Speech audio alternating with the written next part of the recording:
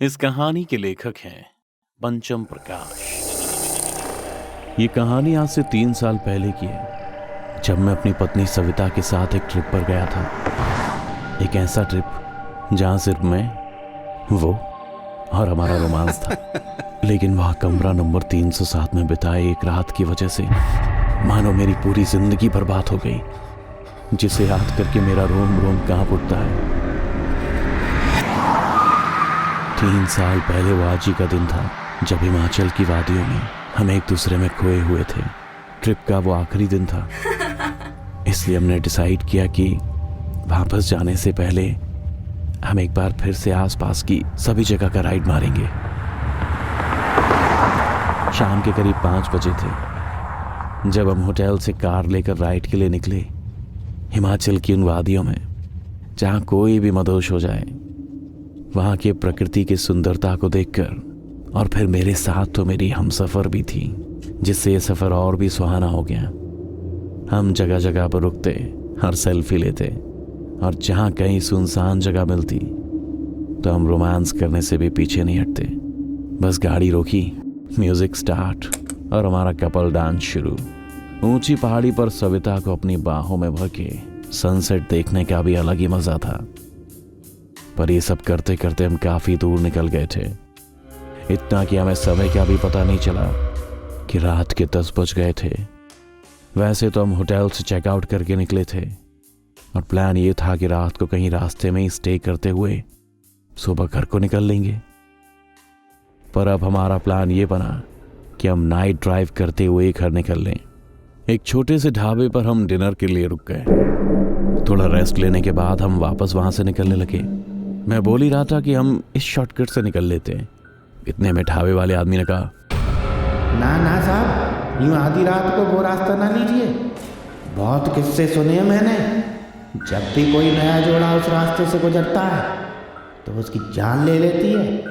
कहते तो ये भी हैं कि उन्हें किसी खास जोड़े की तलाश है, जिससे उन्हें नया शरीर मिले, और जब तक उन्हें वो खास जोड़ा ना मिल जाए वो यूं ही उनकी कब्र खोदती रहेगी। उस ढाबे वाले की कहानी सुन जोर से हंस पड़ा और जाके गाड़ी में बैठ गया।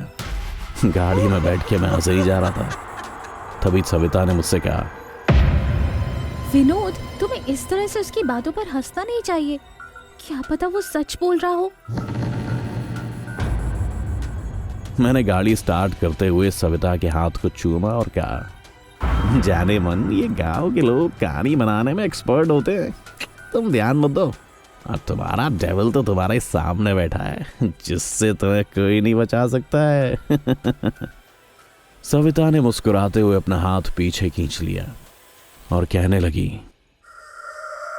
इस डेविल से तो मैं बचना भी नहीं चाहती।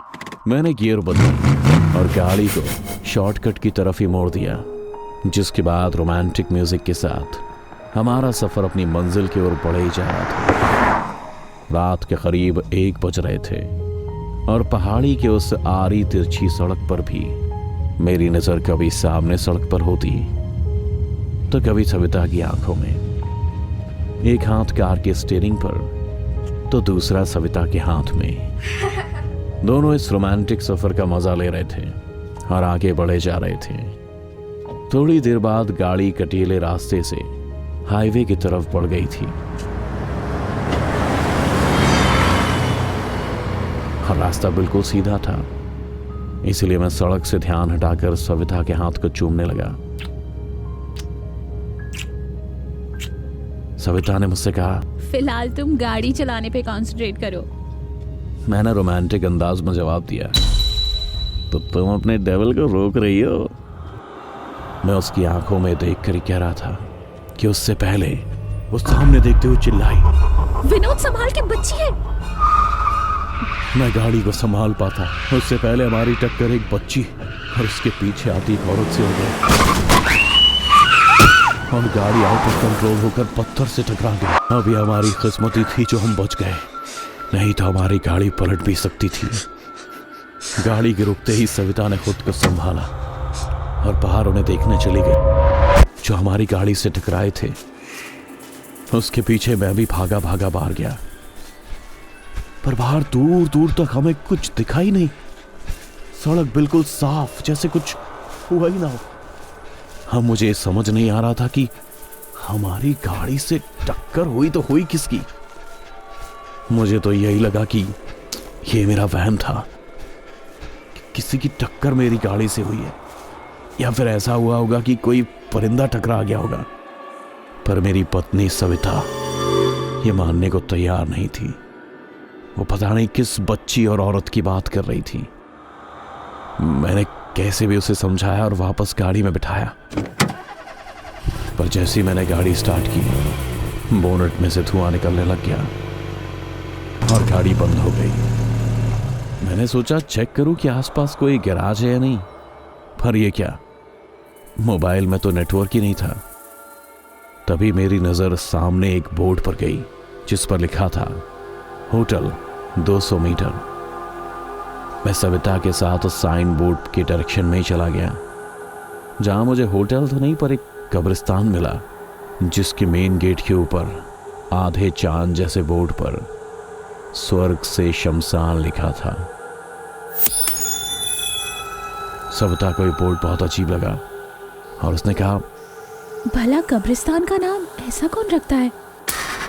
तभी मेरा ध्यान दूसरी तरफ सड़क के नीचे एक 3 मंजिला प्रॉपर्टी पर गया और मैंने सविता से कहा, इसे छोड़ो और सामने देखो, लगता है कोई होटल ही है, चलो चल के देखते हैं। सड़क पार करके जैसे ही हम होटल के करीब पहुंचे तो हमने पाया होटल का नाम स्वर्ग है। सविता के मन में होटल का इनाम खटक गया, क्योंकि सामने कब्रिस्तान का नाम स्वर्ग से शमशान था। वो कुछ बोलती इससे पहले मैंने उत्तर दिया, कुछ मत सोचो, थक चुकी हो तुम, चलो अंदर चलते हैं। अंदर जाते ही हमें ऐसा लगा जैसे हम किसी पुरानी हवेली में आ गए। ऐसा लग रहा था जैसे पूरे होटल को एंशिएंट थीम में बनाया गया हो। हर तरफ डिम लाइट और बारीकी से तराशी गई मूर्तियां। इधर उधर देखते हुए हम रिसेप्शन पर पहुंच गए। आवाज लगाने पर एक अधेड़ उम्र के आदमी बगल वाले कमरे से निकल के आया। रिसेप्शन पर आते ही एकदम बुझा बुझा सा कहता है, आइए, स्वागत है आपका। मैंने उससे कहा, एक कमरा चाहिए मैं आज रात के लिए। मेरे इस बात पर वो बुदबुदाते हुए स्वर में कहता है, बस एक ही रात काफी है। सविता ने उसकी आवाज को सुन लिया और उसने आपत्ति जताते हुए कहा, मतलब क्या है आपका? अजीब मुस्कुराहट के साथ वो जवाब देता है, अब मैं एक दिन भी आपकी सेवा कर पाऊं वो काफी है मेरे लिए। चाबी लीजिए, कमरा नंबर 307। चाबी देते हुए वो वापस अपने कमरे में जाने लगा। सविता उससे पूछती है, यहाँ सिर्फ हम हैं या कोई और भी है? कमरा नंबर 307 ही आखिरी है, अब यहाँ कोई नहीं आएगा। वो आदमी अपने कमरे में चला गया। इधर मैं भी सविता के साथ लिफ्ट की तरफ पड़ गया, लेकिन उस पर नो सर्विस का बोर्ड लगा था, इसलिए हमें सीढ़ी से ऊपर जाना पड़ा। ग्राउंड फ्लोर से हम 3rd फ्लोर पर पहुंच गए, लेकिन इस पूरे होटल में हमें कोई दिखा नहीं। हर तरफ बस सन्नाटा ही सन्नाटा पसरा था, जैसे कि इस वीरान होटल में हमारे सिवा और कोई है ही नहीं। रूम खोल के मैं अंदर चला गया, लेकिन सविता अब भी गैलरी में खड़ी अगल बगल के दरवाजे को देख रही थी, ताकि इसे कोई और दिख जाए। पता नहीं इसके दिमाग में क्या चल रहा था। हो ना हो उस ढाबे वाले की बात उसके दिमाग में घर कर गई थी, इसीलिए मैंने उसे आवाज लगा के अंदर बुला लिया। फिर हम दोनों फ्रेश होकर बेड पर आ गए। सविता मुझसे अब भी परेशान लग रही थी। उसके बालों को मैंने पीछे करते हुए पूछा, क्या हुआ, इतनी परेशान क्यों? उसने मेरे सीने पर सिर रखते हुए कहा, पता नहीं क्यों पर मुझे सब अजीब अजीब सा लग रहा है। मैंने उसे अपने आगोश में ले लिया और बड़े ही प्यार से कहा, कुछ नहीं हुआ, सब ठीक है, तुम्हें थोड़ा आराम कर लेना चाहिए, चलो आंखें बंद करो अपनी। सविता ने अपनी आंखें बंद कर ली। फिर मैंने भी अपनी आंखों को बंद कर लिया और अपना हाथ उसके सिर पर सहलाने लगा। और ऐसा करते करते मैं खुद कब सो गया ये मुझे भी पता ही नहीं चला। उस वक्त घड़ी में करीब 2:30 बज रहे थे, पर सविता की आंखों में अभी भी नींद गायब थी। वो एकटक ऊपर घूमते हुए पंखे को देखे जा रही थी। उसके मन में बेचैनी थी, इसीलिए वो उठकर बालकनी में चली गई, जहां ठंडी हवाओं का झोंका चल रहा था। अचानक से उसकी नजर गेट से भागती आ रही एक बच्ची पर पड़ी, जिसके पीछे एक औरत भी थी। सविता को यह विश्वास हो गया कि वो दोनों वही हैं जिसकी टक्कर गाड़ी से हुई थी। सविता तुरंत भागकर मेरे पास आई, लेकिन मैं काफी गहरी नींद में था, इसलिए वो खुद उन्हें नीचे देखने चली गई। नीचे पहुंचते ही उसे बच्चे के हंसने की आवाज सुनाई देने लगी, जो इस वक्त उस कमरे से आ रही थी जिसमें होटल का वो अधेड़ उम्र का आदमी रहता है। सविता दबे पांव उस कमरे के पास पहुंची, लेकिन जैसे ही वहां दरवाजे के पास रुककर उनकी आवाज सुनने की कोशिश करती है, बच्चे के हंसने की आवाज अचानक से रुक जाती है और ऐसी आवाज आती है जैसे कि चल के दरवाजे की तरफ आ रहा हो। सविता ध्यान से उस दरवाजे को सुनने लगती है, तभी झटके के साथ दरवाजा खुल जाता है और उसे एहसास होता है जैसे कोई भागकर उसके सामने से निकल गया हो। पर उसे कोई दिखा क्यों नहीं? वो पहले कमरे में झांक कर देखती है, लेकिन वहां कोई नहीं होता है। अचानक से नो सर्विस लिखे हुए लिफ्ट का दरवाजा खुल जाता है, जिसे देखते ही सविता धीमे कदमों के साथ उस लिफ्ट के दरवाजे की तरफ बढ़ने लगती है। लेकिन लिफ्ट का दरवाजा वापस बंद होने लगता है, जिसे देखकर सविता दौड़ के उसकी तरफ बढ़ती है ताकि वो लिफ्ट को रोक सके। लिफ्ट का दरवाजा वापस से खुल जाता है, लेकिन सविता असमंजस में थी कि वो लिफ्ट में चढ़े या ना चढ़े। ऐसे में उसे लगा कि उसे किसी ने पीछे से जोर से धक्का दिया और वो लिफ्ट में जा गिरी और दरवाजा बंद। लिफ्ट कभी ऊपर जाती तो कभी नीचे। सविता खुद को संभाल नहीं पा रही थी। कैसे भी करके वो बटन्स के पास पहुंची, लेकिन कपकपाती लाइट और बार बार लिफ्ट ऊपर नीचे जाने के कारण वो सही से बटन भी नहीं दबा पा रही थी। इसके साथ ही लिफ्ट में बच्चे के हंसने की डरावनी आवाज भी गूंजने लगी। सविता के डर के मारे पसीने छूटने लगे। वो बार बार खुद को संभालने की कोशिश कर रही थी। कितने में किसी ने उसके बालों को जोर से पकड़ा और लिफ्ट के दरवाजे पर जोर से दे मारा। सविता चीखते हुए नींद से उठती है। अब तक का यह खतरनाक मंजर उसके सपने में चल रहा था। सविता के चीख से मेरी भी नींद टूट गई। फिर क्या हुआ ये पूछने पर उसने सपने की पूरी बात बताई, जिसे सुनकर मैंने उससे कहा, ऐसे वक्त में तुम्हें ज्यादा स्ट्रेस नहीं लेना चाहिए, क्योंकि तुम्हारे अंदर भी कोई है, उसका भी ख्याल तुम्हें रखना है। अभी सो जाओ तुम, ठीक है? एक प्यारी सी मुस्कान के साथ सविता मेरे सीने पर सर रख के सो गई।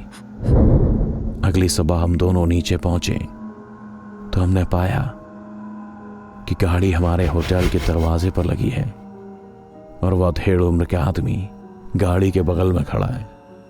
मेरे आते ही वो बोलता है, हेलो बाबू, आपकी गाड़ी ठीक हो गई। मैं देखकर काफी खुश हो गया, पर साथ ही मेरे मन में ये सवाल भी घूमने लगा कि इन्हें कैसे पता कि मेरी गाड़ी खराब हो गई थी। मैं कुछ पूछता इससे पहले सविता ने मुझसे कहा, चलो मुझे बस अब जल्दी से घर जाना है। मैंने गाड़ी स्टार्ट की और स्लोली आगे बढ़ने लगा। अधेड़ उम्र का वो आदमी हाथ हिलाते हुए हमें अलविदा कहने लगा, पर हमने पीछे मुड़कर देखा ही नहीं। फिर भी वो आदमी हमें अलविदा किए जा रहा था। हमें नहीं, बल्कि गाड़ी के पिछली सीट पर बैठी उस माँ बेटी को, जो न जाने हमारे साथ क्यों जा रहे थे। कहीं वो खास जोड़ा हम ही तो नहीं जिसकी उन्हें तलाश थी। होटल से निकलकर लगभग 5 घंटे की जर्नी के बाद हम अपने फार्म हाउस पहुंच गए, जो हमारे शहर वाले घर से लगभग 100 किलोमीटर की दूरी पर है। मैं आखिरी बार यहाँ अपनी शादी से 15 दिन पहले आया था और इस बात को लगभग 4 साल गुजर गए। इस फार्म हाउस से कुछ ऐसी यादें जुड़ी हैं जिसे मैं अपनी नई जिंदगी में जगह नहीं देना चाहता। पर न जाने सविता को क्या सूझा कि वो यहाँ आने की जिद करने लगी, वो भी 1-2 दिन के लिए नहीं बल्कि हमेशा के लिए। मैं भी रिमोट वर्क करता हूँ तो रोज रोज ऑफिस जाने की झंझट नहीं होती है, इसीलिए उसकी जिद के आगे मुझे झुकना पड़ा। इधर फार्म हाउस पर श्याम ने हमारे रहने का पूरा इंतजाम कर रखा था। सविता भी यहाँ आकर काफी खुश थी। उसे खुश देखकर मुझे भी काफी राहत मिली कि चलो अच्छा हुआ, कल रात की बातें उसके दिमाग से तो नहीं निकली। अब दोपहर के बाद फिजाओं में शाम का रंग भी खुलने लगा था। शाम को क्लाइंट के साथ मीटिंग करने के बाद हम दोनों ने डिनर किया और बेडरूम में पहुंच गए। मैं लाइट ऑफ करके बेड पर लेटने ही वाला था कि इतने में सविता ने रोमांटिक म्यूजिक प्ले कर दिया और रंगीन लाइट के स्विच को ऑन। नाइट ड्रेस में थिरकते हुए सविता मेरी तरफ बढ़ने लगी। यूं तो मैं सोने जा रहा था, पर उसके मदहोश अदाओं को देख मेरी नींद भी उड़ गई और मैं भी उसकी तरफ बढ़ने लगा। उसके हाथ को थामते हुए मैंने उसे अपनी बाहों में भर लिया। तभी अचानक से फ्लक्चुएट होते हुए लाइट कट गई और बाहर से टॉमी की जोर जोर से भौंकने की आवाज भी आने लगी। मैंने सविता को खुद से थोड़ा दूर किया और श्याम को आवाज लगाते हुए कहा, श्याम, ये लाइट को क्या हो गया? पावर कट हो गया है साहब, और हमारे पास बैकअप भी नहीं है, खराब हो गया है। आप कहें तो जनरेटर ऑन कर लूं? उसकी बात सुन मैंने कहा, ओह, इसमें पूछने वाली कौन सी बात है, ऑन करो। और जरा आपने टॉमी को भी देखो, वो इतना भौंक क्यों रहा है? इतना कहते ही मैंने बेड पर हाथ टटोलते हुए अपना मोबाइल उठाया और फ्लैश लाइट ऑन की, पर सविता मुझे रूम में कहीं नहीं दिख रही थी। इतने में टॉमी के भौंकने की आवाज धीरे धीरे और तेज होने लगी और इसी के साथ मेरी बेचैनी भी बढ़ने लगी, क्योंकि सविता मुझे कहीं दिख नहीं रही थी। मैं रूम से निकल हॉल में उसे ढूंढ ही रहा था कि इतने में टॉमी के भौंकने की आवाज सिसकियों में बदल गई, जिसे मैं गौर से सुन रहा था। तभी मुझे सविता के चीखने की आवाज आई। मैंने उसी वक्त आवाज का पीछा किया और दौड़ पड़ा। जहां पहुंच के मैंने पाया कि खून से सना टॉमी अपनी आखिरी सांसें गिन रहा था। उसे देखकर ऐसा लग रहा था जैसे किसी ने उसका सीना खोलकर उसका यह हाल किया है। मैं सब सोच ही रहा था, इतने में मेरी नजर सविता पर गई, जो टॉमी का यह हाल देख सहम गई थी। मैंने उसे संभाला और अंदर ले जाने लगा। तभी गुल हुई बिजली फिर से वापस आ गई। अंदर जाते जाते मेरी नजर श्याम पर गई, जो डर के मारे कांप रहा था, पर पता नहीं क्यों मुझे समझ नहीं आ रहा था। मैंने उसे आवाज भी लगाई, पर मानो जैसे वो कोई इस वक्त पत्थर की मूर्ति बन गया हो, जिसके अंदर सिर्फ और सिर्फ डर भरा था। इसीलिए मैंने उसे चीखते हुए पुकारा, श्याम। इस बार उसकी नजर मुझसे मिली। जी साहब। क्या हुआ तुम्हें, और ये सब क्या हो रहा है? वो एकटक सविता को देखे जा रहा था, जैसे कि सविता ने ही उसके टॉमी को मारा हो। श्याम, क्या हुआ तुम्हें, कुछ बोलते क्यों नहीं? कुछ नहीं साहब, लगता है जंगल से जानवर निकल आया है। आप लोग अंदर ही चले जाइए, बाहर रहना ठीक नहीं है। मैं सविता को लेकर अंदर कमरे में चला गया। जाते ही वो बेड पे ऐसी सो गई जैसे वो बहुत थक गई हो।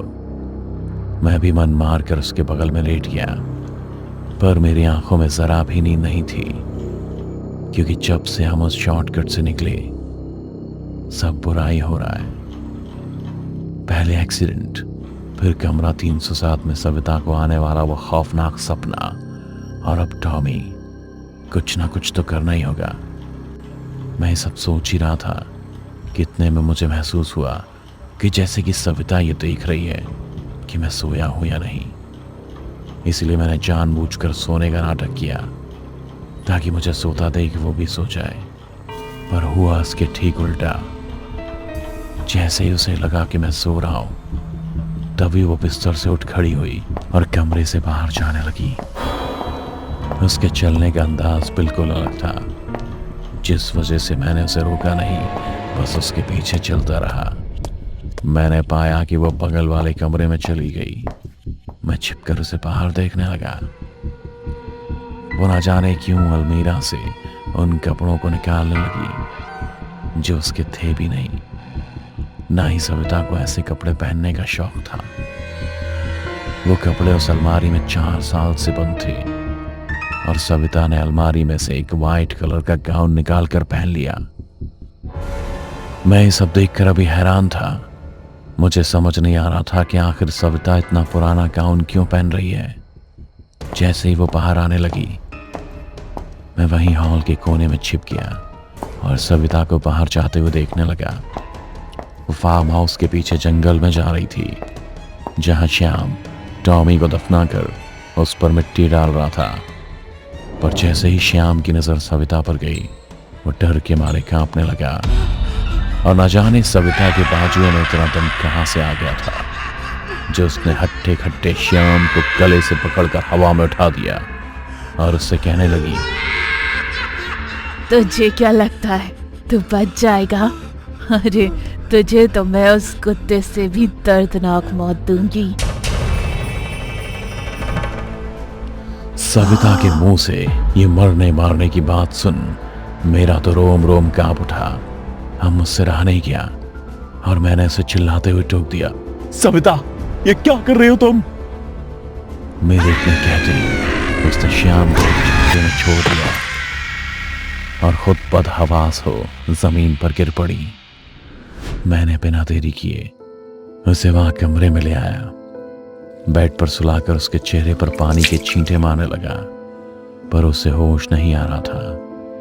मैंने श्याम से कहा डॉक्टर को बुला लें, पर उसने कहा डॉक्टर से कुछ नहीं होगा साहब, क्योंकि सविता बीमार नहीं, पोजेस्ड है। एक पल को तो मैं उसकी बात मानने को तैयार नहीं था, पर जो सब कुछ सामने हो रहा था उसे देखते हुए मैंने श्याम से ही कुछ उपाय निकालने के लिए कहा। तो उसने एक तांत्रिक के बारे में बताया जो हमेशा हमेशा के लिए रूह से सविता को दूर कर सकता है।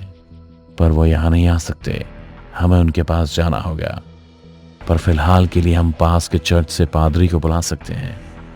उस वक्त मेरे दिमाग में बस इतना चल रहा था कि सविता किसी भी तरह आंखें खोले, इसीलिए मैंने श्याम को पादरी को लाने के लिए भेज दिया। पादरी के आने तक मैंने सविता को होश में लाने के लिए बहुत कोशिश की, पर कुछ भी काम नहीं आया। पादरी ने कमरे में घुसते ही कहा, यह कमरा बुरी शक्तियों के प्रभाव में है। इससे पहले कि इस लड़की को होश आए, बांध दो इसे। मैंने पादरी की इस बात का विरोध करते हुए कहा, फादर ये कैसी बात कर रहे हैं आप? बीवी है ये मेरी, इसे कैसे बांध सकता हूं मैं? मेरी इस बात पर पादरी ने कहा, मैं समझ सकता हूं कि तुम उससे बहुत प्यार करते हो, इसके लिए जान भी दे दोगे, पर अगर तुम इसकी जान की सलामती चाहते हो तो जल्दी से इसे बांध दो। इससे पहले मैं खुद ये सारी बातें समझ पाता, सविता को होश आने लगा।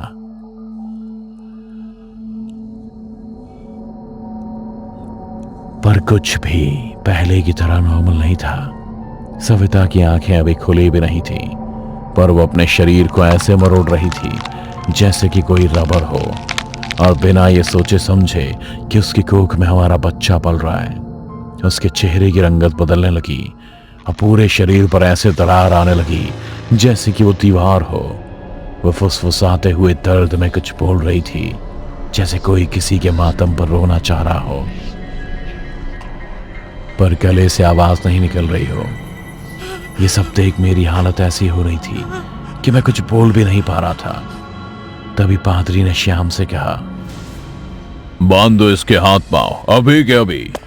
श्याम डरते हुए सविता के पास पहुंचता है और उसके हाथ बांधने के लिए जैसे ही उठाता है तो वही हाथ उसके गले को जकड़ दूसरी तरफ दीवार पर मारती है। श्याम दर्द से कराता हुआ वहीं गिर पड़ता है और सविता बेड पर पड़ी पड़ी अपने शरीर को और तेजी से मरोड़ने लगी। मैंने पादरी की तरफ देखते हुए कहा, फादर, क्या हुआ मेरी सविता को? आप कुछ करते क्यों नहीं?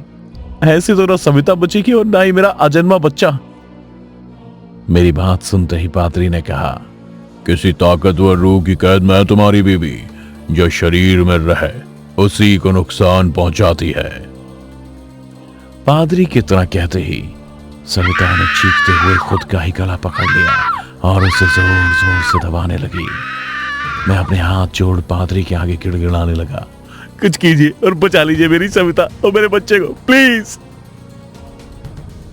पादरी आगे बढ़ा और अपने हाथ में रखे क्रॉस को सविता के सिर पर लगाते हुए गॉड से प्रे करने लगा।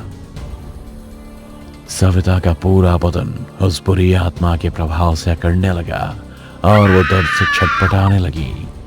फिर अचानक उसने पादरी की तरफ ऐसे नजर फेरी कि वो किसी शक्ति के प्रभाव से लड़खड़ाते हुए पीछे चला गया।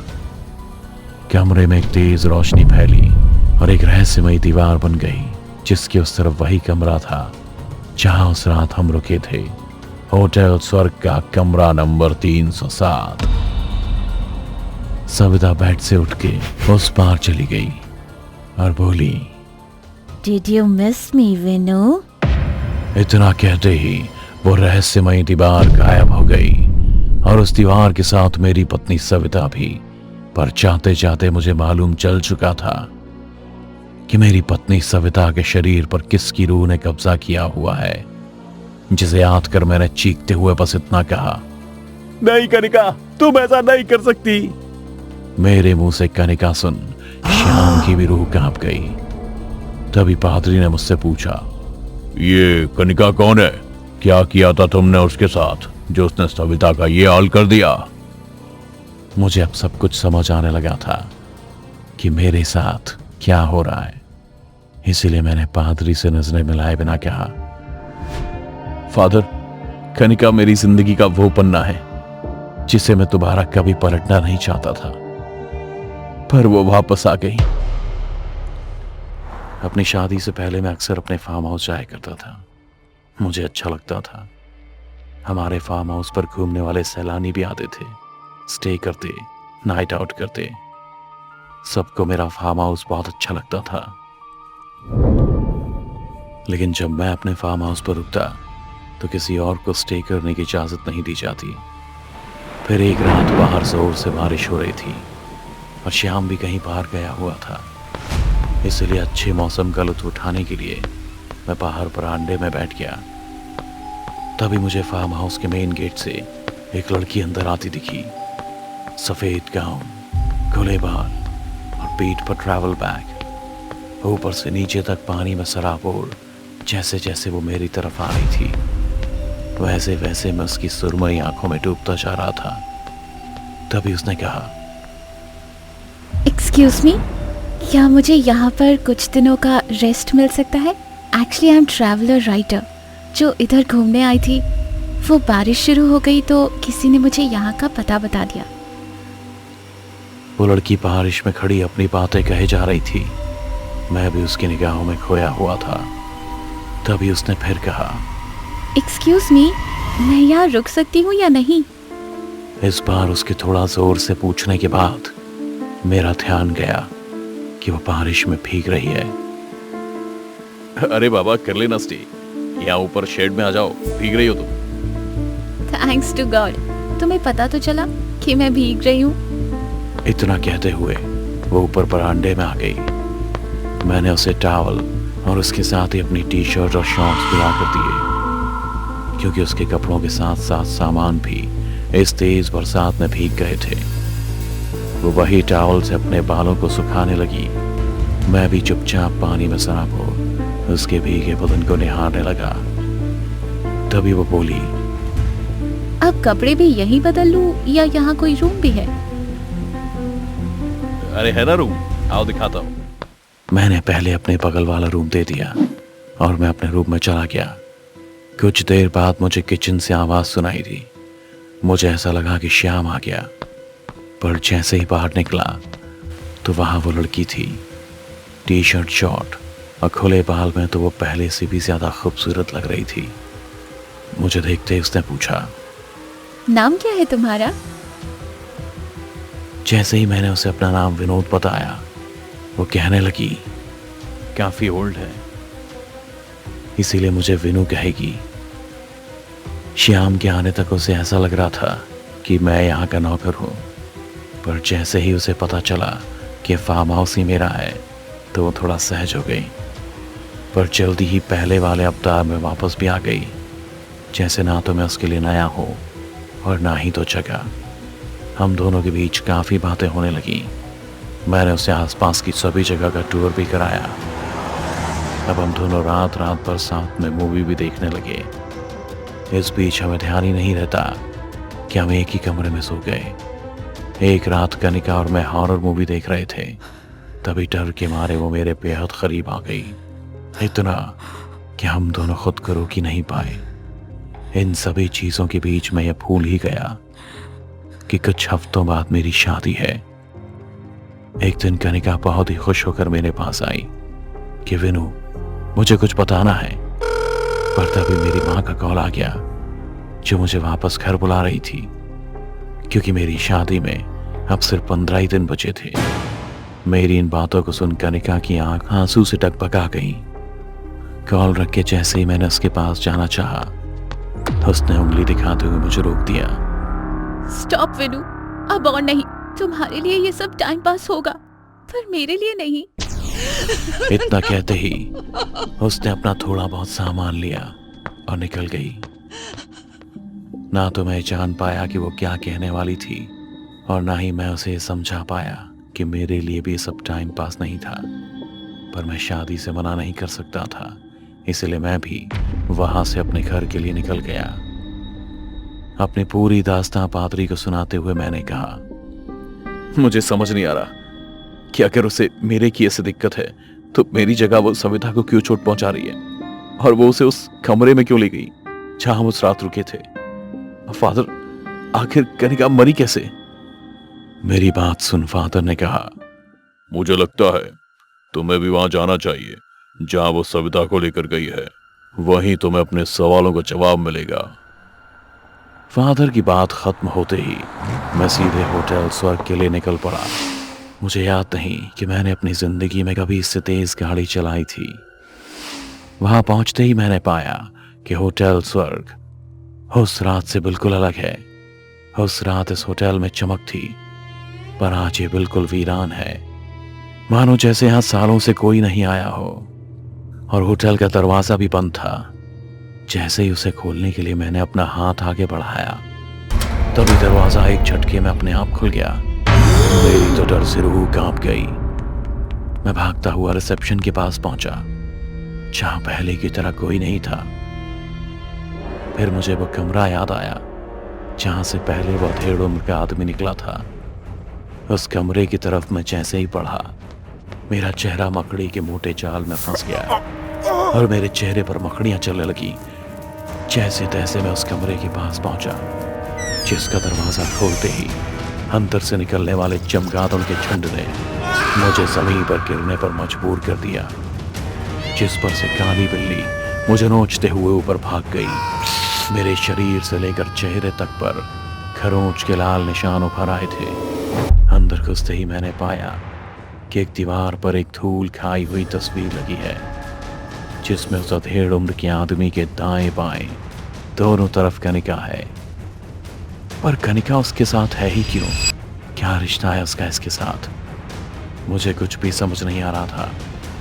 ये सोचते हुए मैं बिस्तर पर बैठा ही था कि तभी मुझे कुछ अजीब महसूस हुआ, जैसे मेरे नीचे कुछ है।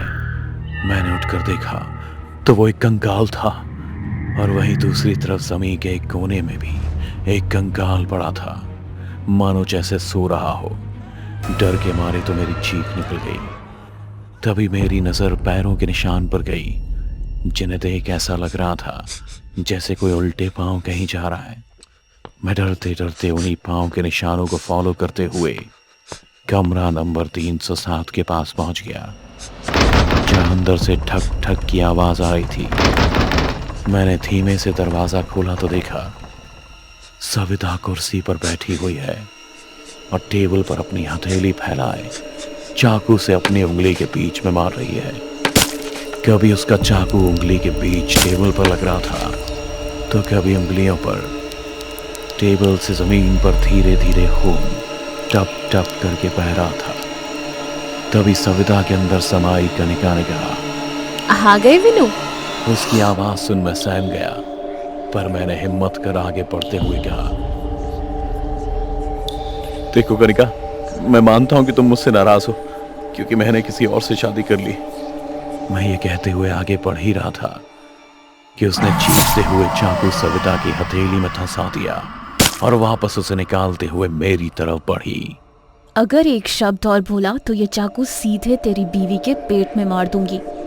तुझे क्या लगता है मैं ये सब तेरा प्यार पाने के लिए कर रही हूँ? नहीं विनू, नहीं।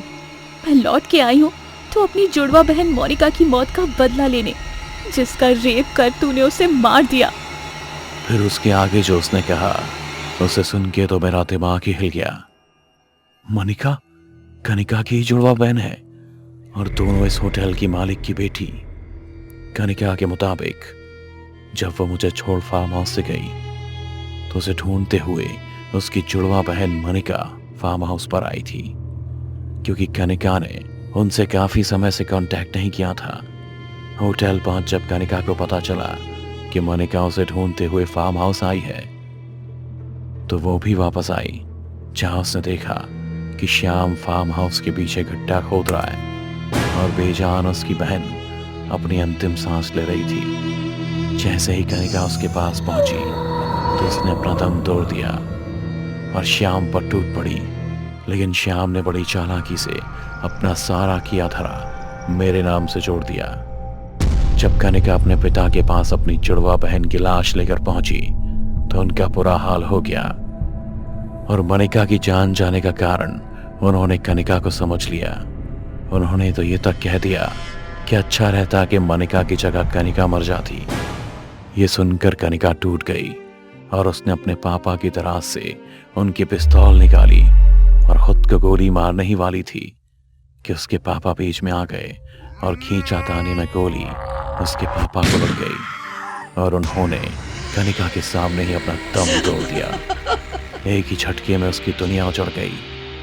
पहले उसकी बहन, जिसे वो जान से भी ज्यादा प्यार करती थी, और फिर उसके पापा। वो उन दोनों की लाश को एक नजर देखते हुए अपने कमरे में आ गई और खुद को गोली मार अपनी जान ले ली। अपनी आखिरी सांस उसने यही माना कि इन सभी चीजों की जिम्मेदार मैं ही हूं। अपनी बात पूरी करते हुए उसने चाकू सविता के पेट की तरफ बढ़ाया और कहा, विनू पता है उस दिन मैं तुम्हें क्या बताने आई थी? यही कि मैं तुम्हारे बच्चे की माँ बनने वाली हूँ। पर तुम्हें क्या मतलब, मैं तुम्हारे लिए टाइम पास थी और मेरी बहन का भी तुमने वही हाल किया। इतना कहते ही उसने चाकू से सविता के हाथ पर एक और कट मार दिया। तभी मैं घुटनों के बल आकर गिड़गिड़ाने लगा, कनिका प्लीज मेरी सविता को छोड़ दो। माना जो हुआ हमारे बीच वो गलत था, पर ना तो मुझे तुम्हारे प्रेग्नेंट होने का पता था और ना ही मैं तुम्हारी किसी बहन को जानता था। इतना सुनते ही उसने मुझे गले से पकड़कर दीवार से सटा दिया और दर्द भरी आवाज में चीखने लगी। उसकी आवाज सुन मेरी रूह कांप गई। फिर भी मैंने किसी भी तरह तड़पते हुए कहा, कनिका भले मुझे और सविता को मार दो, तुम्हें सुकून मिल जाए, पर तुम्हारा बदला पूरा नहीं होगा।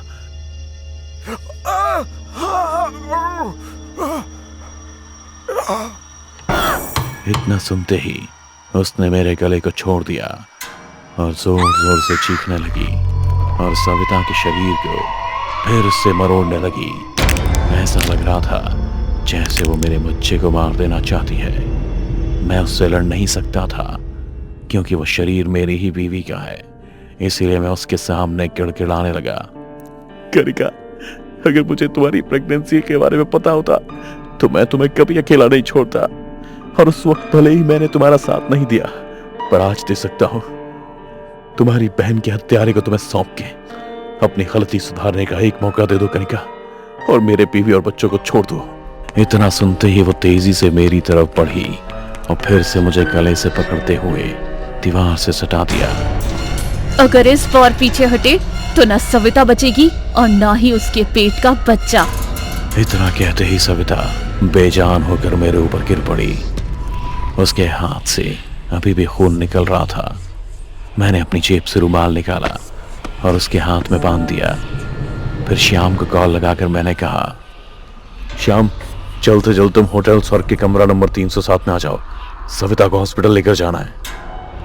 श्याम को इतना कहते ही मैं सविता को वहां से लेकर सीधे हॉस्पिटल की तरफ निकल गया और श्याम अपने किए की सजा पाने कमरा नंबर 307, जहां पहुंच वो मुझे आवाज भी लगाता है, विनोद साहब, लगता है चले गए वो। जब मैं ऐसा नहीं दिखता हो तो वो दरवाजा बंद कर बाहर आता है और वहीं खड़ा हो एक बीड़ी चलाता है। एक कचले वो आगे बढ़ने ही वाला होता है कि कमरा नंबर 307 का वो दरवाजा चरमराते हुए खुल जाता है, जिसे देखने के लिए श्याम जैसे ही पीछे मुड़ता है, एक हाथ से कमरे के अंदर खींच लेता है और श्याम की एक चीख के साथ कमरा नंबर 307 का दरवाजा बंद। दोस्तों, कहानी पसंद आई हो तो अभी वीडियो को लाइक और कमेंट के साथ चैनल को सब्सक्राइब कर हमें सपोर्ट करें। और हाँ, डिस्क्रिप्शन में दिए गए लिंक के जरिए अब आप हमारी कहानियों का ऑडियो एक्सपीरियंस स्पॉटिफाई पर भी ले सकते हैं। अगर आपके पास भी कोई कहानी हो तो भेजिए हमें, क्या पता अगली दिल दहला देने वाली हॉरर एनिमेशन स्टोरी आपकी ही हो।